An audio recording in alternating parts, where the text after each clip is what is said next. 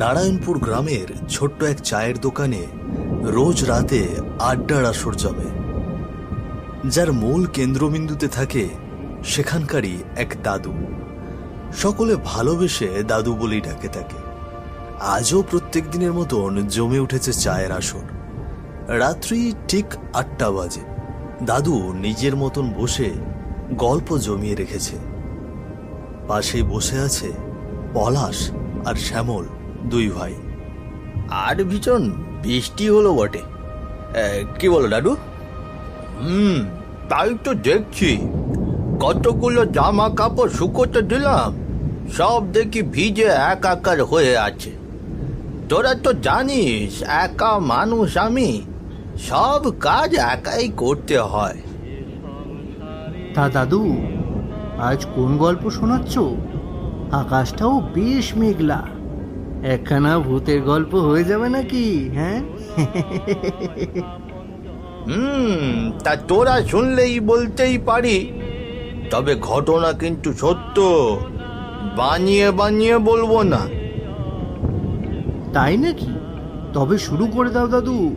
হাতে গরম চা, বৃষ্টি বৃষ্টি ভাব, আর তোমার গল্প, আহা, একেবারে জমে যাবে। শোন তবে। একটা দীর্ঘশ্বাস ছেড়ে দাদু নিজের গল্প বলা শুরু করলো।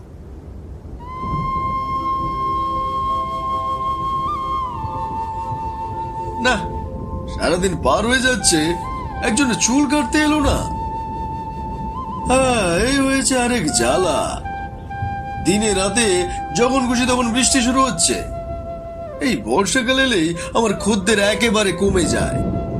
না, আজ বোধহয় আর কোনো খদ্দের আসবে না।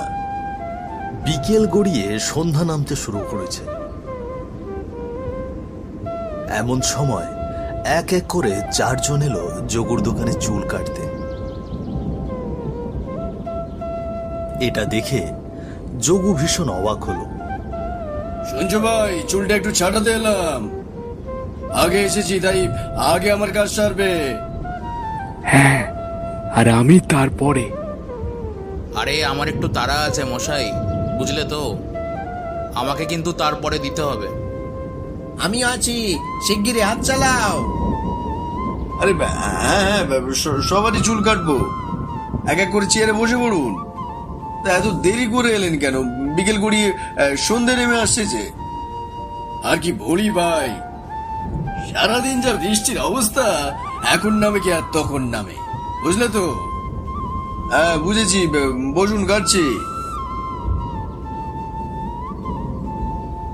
সন্ধে পেরিয়ে প্রায় রাত নামতে চলল। এমন সময় বিনু, মতি সহ দাদু এলো যোগুর দোকানের সামনে। বাকি 3 জনের চুল কাটার পরেও এখনো একজন বসে আছে যোগুর দোকানে। কি রে যোগু, সন্ধ্যা নেমে এলো, তোর এখনো কাজ শেষ হয়নি? বলি রাত পার করবি নাকি? বলি সন্ধ্যার পর যে ওই রাস্তাটা তো ভালো নয়, সেটা কি তুই ভুলে গেলি?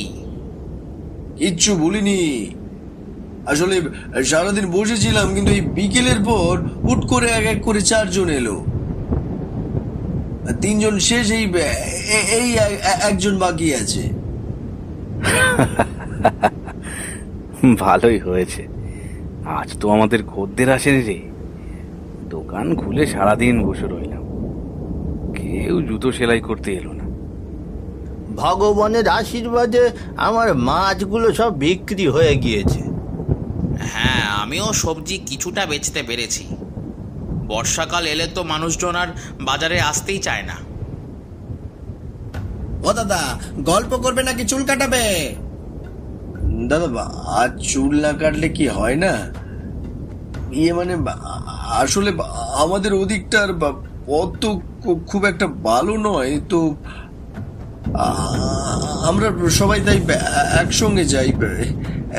দেখছেন তো, ওরা এসে দাঁড়িয়ে আছে তখন থেকে। না দাদা, বিপদে পড়ে যাব। এমনি এত সময় ধরে বসে আছি, একটা অনুষ্ঠান বাড়ি যাওয়ার আছে। এক এক করে সব শেষে আমার চুল কাটতে বসলে তুমি। না না, চুল তোমায় কেটে দিতেই হবে। তুইও না চুল কাট, আমরা না হয় একটু দাঁড়িয়ে যাই। এই সবাই একসঙ্গে গেলে তো আর কিছু হবে না। সে কি রে, সামনের ভাঙা ডোবার পুকুরের পাশ দিয়ে ওই রাস্তাটা যে ভালো নয় সেটা তুই জানিস না? রোজই তো সেখানে মানুষের সাথে কিছু না কিছু হচ্ছে। আরে এই জন্যই তো আমরা ঠিক করেছি প্রতিদিন তাড়াতাড়ি একসঙ্গে যাব আর আসবো।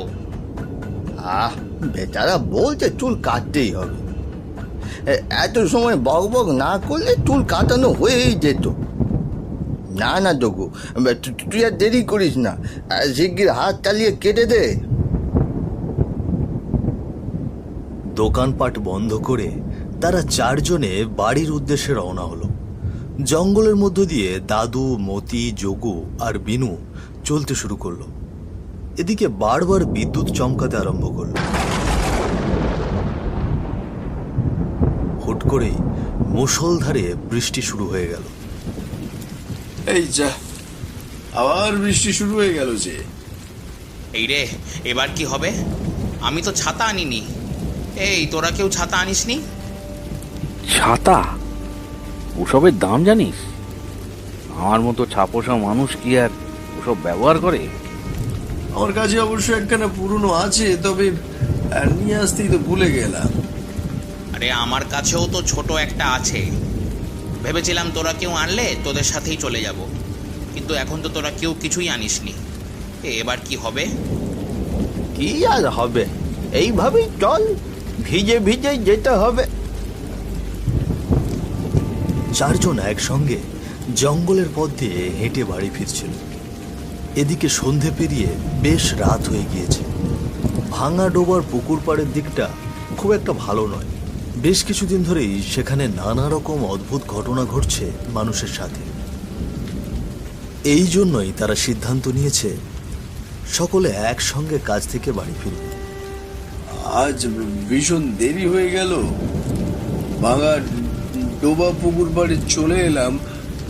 তোরা সবাই সাবধানে চল, বলা তো যায় না কখন কোন বিপদে সে আবার হাজির হয়। সবাই তাড়াতাড়ি পা চালা। বাবারে বাবা, এই ভাঙা ডোবাটা পার হতে পারলেই শান্তি। চালা চালা, শিগগিরই পা চালা। ভাঙা ডোবা পার করার পরেই কিছু দূরে গিয়ে বিনু তাদের সবাইকে থামতে বলে। একটা গাছের নিচে সবাই দাঁড়ায়। এই তোরা একটু থাম, দাঁড়া এখানে। কেন রে, মাঝ রাস্তায় আবার কি হলো? আরে আরে আবার কি হলো? না, আমাকে একটু করতে হবে। এক্ষুনি যাবো আর এক্ষুনি আসবো। তুই আর সময় পেলি না? যা যা, তাড়াতাড়ি যা, বেশি দেরি করবি না কিন্তু বিনু, শিগগিরই আসবি। এই তো তোরা দাঁড়া, আমি এক্ষুনি যাবো, আবার এক্ষুনি ফিরে আসবো। বিনু সেখান থেকে চলে গেল। মতি, যোগু আর দাদু তিনজনে দাঁড়িয়ে রইল সেই গাছতলায়। দেখতে দেখতে বেশ খানিকটা সময় পার হয়ে গেল। এদিকে বৃষ্টিও প্রায় থেমে গিয়েছে, কিন্তু বিনুর আসার আর কোনো খবর নেই। এটা দেখে ওরা তিনজন কিছুটা ঘাবড়ে গেল। এমনিতেই জায়গাটা খুব একটা বেশি ভালো নয়, তার মধ্যে তাদের একজন সঙ্গী গিয়ে আর ফেরত আসছে না দেখে তারা বেশ দুশ্চিন্তা করতে আরম্ভ করলো। কি ব্যাপার বলতো, বিনুটা গেল এখনো আসছে না কেন? আমারও তো চিন্তা হচ্ছে, আমাদের কি এখানেই দাঁড়িয়ে থাকাটা ঠিক হবে? তোরা এক কাজ কর, এখানে দাঁড়া, আমি বরং সামনে গিয়ে একটু দেখে আসি। এত সময় তো লাগবার কথা না। হ্যাঁ চল, আমিও তোর সাথেই যাব। এই যোগু, তুই এইখানেই দাঁড়া, আমরা একটু আসছি। এই চল। হ্যাঁ চল। হ্যাঁ, আমাদের জিনিসপত্রগুলো এইখানে রেখে গেলাম। আমারগুলো এখানে রেখে গেলাম, দেখে রাখিস। এই বলে মতি আর দাদু দুইজনেই চলে গেল বিনু যেদিকে গিয়েছে সেই দিকে, আর যোগু দাঁড়িয়ে রইল সেই গাছতলায়। কিছু দূর এগিয়ে মতি আর দাদু দেখল বিনু রক্তাক্ত অবস্থায় মাটিতে মুখ থুবড়ে পড়ে আছে। তারা যেন আকাশ থেকে পড়লো এটা দেখে। বিনুর এই অবস্থা কিভাবে হলো সেটা তারা বুঝতে পারল না। হে হে ভগবান, এ কি কাণ্ড! এ বিনুর অবস্থা এরম কি করে হলো? আমি তো কিছুই বুঝতে পারছি না। তোল তোল, ওকে তোল। জ্ঞান আছে তো? না রে, এ দেখে তো মনে হচ্ছে জ্ঞান নেই। এইরকম রক্তাক্ত অবস্থায় ও এখানে কেন পড়ে আছে? সেসব পরে ভাবা যাবে, আগে ওকে নিয়ে চল। যত তাড়াতাড়ি সম্ভব এখান থেকে বেরিয়ে যেতে হবে। জায়গাটা একেই ভালো নয়, তার উপর এই অবস্থা। ওকে তাড়াতাড়ি কবিরাজ মশাইয়ের কাছে নিয়ে যেতে হবে। দাদু আর মতি দুজনেই বেশ কষ্ট করে বিনুকে তুলে নিয়ে আসতে লাগলো যোগুর কাছে। যত তাড়াতাড়ি সম্ভব তাদেরকে কবিরাজ মশাইয়ের কাছে নিয়ে যেতে হবে। কিন্তু এইখানে এসে ঘটলো আর এক অবাক করা ঘটনা। যেখানে যোগু দাঁড়িয়েছিল সেখানে আর সে নেই। এবার ভীষণ ঘাবড়ে গেল ওরা দুজন। যদি এখন যোগুর অবস্থা এইরকম হয় তবে কি করবে সেটাই ভাবছে তারা। এবার কি হবে? যোগুটা গেল কোথায়? আরে আমার কিন্তু ভীষণ ভয় করছে। এই চল তো গ্রামে গিয়ে কয়েকজন গ্রামবাসীকে ডেকে নিয়ে আসি। আমার মনে হয় না যে আমরা যদি এখানে একা একা ঘুরি আমরা বাড়িতে নিরাপদে ফিরতে পারবো। রেনুকে এখানে এরকম অবস্থায় রাখি, তারপর আরও কয়েকজনকে নিয়ে এসে আমরা জগাকে খুঁজতে বেরোই। আমারও সেটাই মনে হচ্ছে। বিনুকে আগে রেখে আসি, তারপর যোগুকে খোঁজা যাবে। চল। বিনুকে ধরে ধরে কোনো মতে নিয়ে যাওয়ার সময় কিছু দূরে গিয়ে তারা দেখল সামনেই যোগু অজ্ঞান হয়ে পড়ে আছে রাস্তায়। এটা দেখে তারা ভীষণ ভয় পেয়ে গেল। হায় হায়, এ কি? এটা যোগু না? আরে হ্যাঁ, তাই তো। এই চল চল চল, ধর ওকে, ধর। এ কি অবস্থা হয়েছে ওর? কি হচ্ছে আজকে এইসব বুঝতে পারছি না। আমাদের একদম বাজারে দেরি করা ঠিক হয়নি রাত পর্যন্ত। এখন কি হবে? এই এই এই, আমার মাথায় তো কিছুই ঢুকছে না রে। আমার মনে হয় নির্ঘাত আমরা সবাই আজকে মারা পড়ব। হে হে ভগবান, তুমি রক্ষে করো ঈশ্বর। আমাদের যে করেই হোক কিছু একটা করতে হবে রে, নইলে আজ কপালে দুঃখ আছে। এদের দুজনকে নিয়ে এবারে ফেরত কিভাবে যাব? এই তুই দৌড়ে গিয়ে একবার গ্রামে খবর দিয়ে আয় না। আরে কয়েকজন এলে তো আমাদের একটু সুবিধা হবে। আমি এখান থেকে গ্রামে যাই আর এদিকে তোরও কোনো একটা অঘটন ঘটুক, তাই না? না না, আমাদের দুজনের একদম আলাদা হওয়া ঠিক হবে না এখন। তবে তো আর কোনো উপায় আমি দেখতে পাচ্ছি না। এমন সময় তাদের সামনে আসে এক বিভৎস রূপধারী আত্মা। সারা শরীর যেন পুড়ে ঝলসে গিয়েছে তার। চোখ দুটো টকটকে লাল, মুখ থেকে বেরিয়ে আসছে এক হিংস্র আওয়াজ। হুঙ্কার ছেড়ে সেই আত্মাটা বলে উঠল,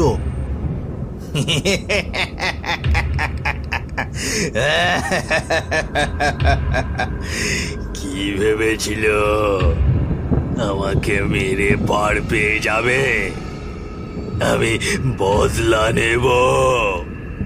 আমার মৃত্যুর জন্য দায়ী একমাত্র রাম রাম রাম রাম রাম রাম। ও বাবা গো, এটা কি? দেখতে পাচ্ছিস না, এটা ভূত। এ আজকে আমাদের রক্ষে নেই। কি হবে কি হবে, হরি হরি হরি। না, তোদের আমি মারবো না। আমি মারবো শুধু এই নাপিত বেটাকে, এই যোগুকে। আমার মৃত্যুর জন্য ওই দায়ী। সে কি? এসব কি বলছো? আমি তো কিছুই বুঝতে পারছি না। শোন তবে। ও দাদা, একটু তাড়াতাড়ি করো না। বুঝতে পারছো না কেন? আমার দেরি হয়ে যাচ্ছে যে। এই গায়ের নিয়ম কি আপনি জানেন না? যে আগে চুল দাড়ি কামাতে আসবে তারটাই আগে করতে হবে। আপনি পরে এসেছেন, এখন আমি কি করতে পারি ভাই বলুন তো? আমাকে আজকে যে করেই হোক চুল কাটতে হবে যে। কাল যে আমার বিয়ে। হ্যাঁ, একটুখানি দাঁড়ান না বাবু, দেখছেন তো একজনের চুল কাটছি, ওর পর আপনারটা কাটবো।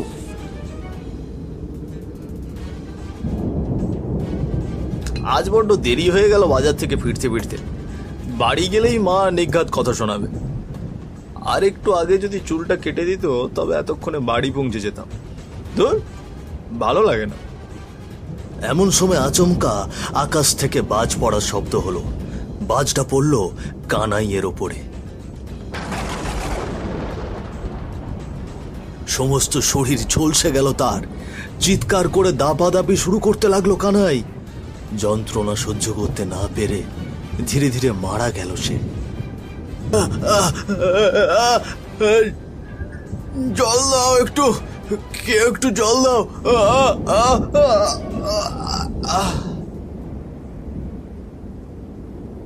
সেদিন যদি হারামজাদা আমাকে একটু আগে চুলটা কেটে দিত তবে আমাকে ওরকম বেঘরে মরতে হতো না।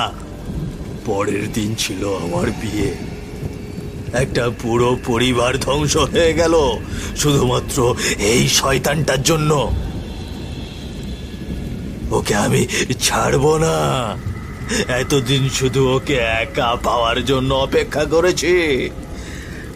আজ শেষ পর্যন্ত ওকে একা পেয়ে গিয়েছিলাম, কিন্তু তার মধ্যে তোরা আবার এসে পড়লি।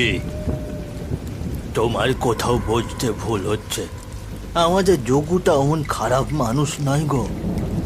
দয়া করে ওর কোনো ক্ষতি করো না। ক্ষতি করব না? ও কেন আমার ক্ষতি করলো? এই গায়ের নিয়ম ছিল যে আগে চুল কাটতে আসবে সেই আগে কাটতে পারবে। বাজ পড়াটা তো সম্পূর্ণ ভগবানের ইচ্ছে ছিল। তুমি দয়া করে ওদের ছেড়ে দাও, ওদের প্রাণ কেড়ে নিও না। আমি তোমার পায়ে পড়ছি, আমার বন্ধুকে ছেড়ে দাও। ওর পরিবার আছে, ঘরে ছোট ছোট সন্তান আছে। ছোট ছোট বাচ্চাদের বাবাকে ছিনিয়ে নিও না। তারপর তারপর কি করলো? ছেড়ে দিল? নির্ঘাট মেরে ফেলেছে, তাই না দাদু? না, মারেনি। তবে এর চেয়ে বরং মেরে ফেললেই ভালো করতো। কি করেছিল দাদু? শিগগিরই বলো না। এরপর সেই পথ দিয়ে যাচ্ছিল আমাদের গাঁয়ে দুই ছোকরা। আমাদের চিৎকার শুনে তারা দুজন দৌড়ে এলো সেখানে। কার যেন হাতে একখানা লোহা ছিল, সেইটা ছুঁড়ে দিল সেই ভূতের দিকে। ভূতেরা লোহায় ভয় পায়। এরপর কোথায় যেন চোখের পলকে উধাও হয়ে গেল সে। আর তোমার বন্ধু, তার কি হলো? বেচারা যোগুটা পাগল হয়ে গেল। এরপর কয়েক বছর পর মারা গেল। আর বিনু ধীরে ধীরে সুস্থ হয়ে উঠল। শুনেছি তার নাতি নাতনিরা নাকি তাকে শহরে নিয়ে গিয়ে রাখছে এখন। জব্বর একখানা গল্প বললে দাদু, সারা জীবন মনে থাকবে। ঠিক বলেছিস, এর আগে এমন গল্প শুনিনি।